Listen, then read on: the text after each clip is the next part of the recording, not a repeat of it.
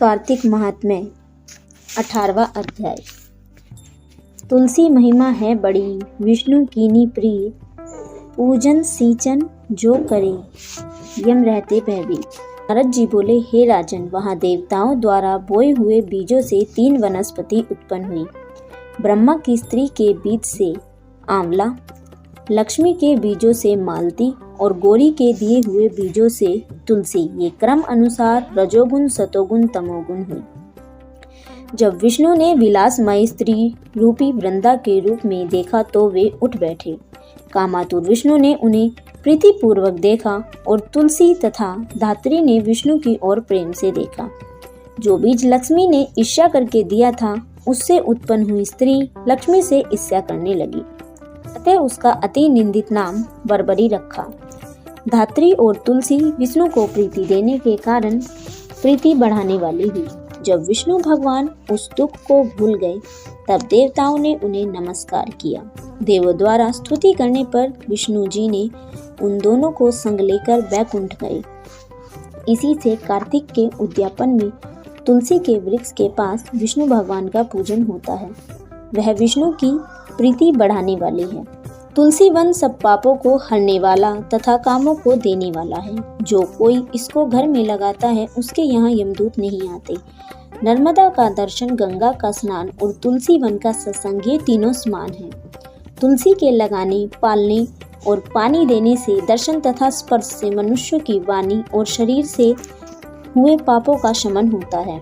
जो तुलसी की मंजूरियों से विष्णु और शिव का पूजन करते हैं, वे गर्भ में नहीं आते, निसंदेह मुक्ति को पा जाते हैं।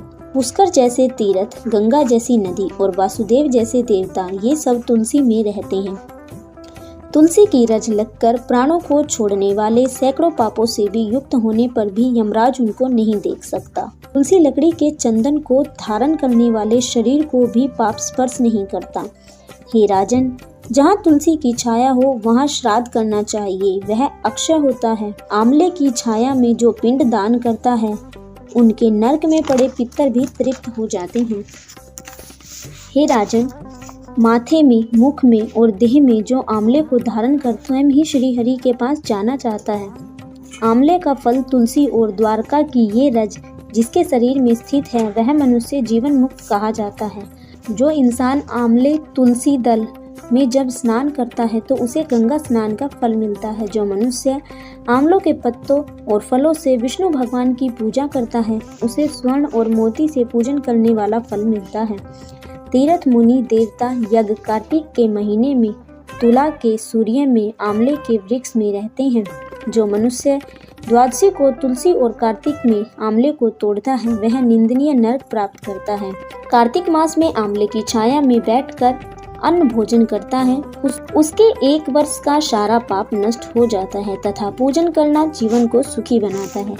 विष्णु की महिमा की भांति धात्री और तुलसी की महिमा और तुलसी के महात्म्य को चतुर्मुख ब्रह्म भी नहीं कह सकते। धात्री और तुलसी के जन्म की कथा को भक्ति से सुने और सुनावे तो वह निष्पाप हो जाता है और अपने पुरखों समेत विमान में बैठकर स्वर्ग को चला जाता है। आज का 18वां अध्याय समाप्त हुआ। अगर आप कार्तिक मास से जुड़ी और कथा सुनना चाहती हैं तो हमारे चैनल को सब्सक्राइब करें और वीडियो अच्छी लगी हो तो इसे लाइक और शेयर जरूर करें। राधे राधे।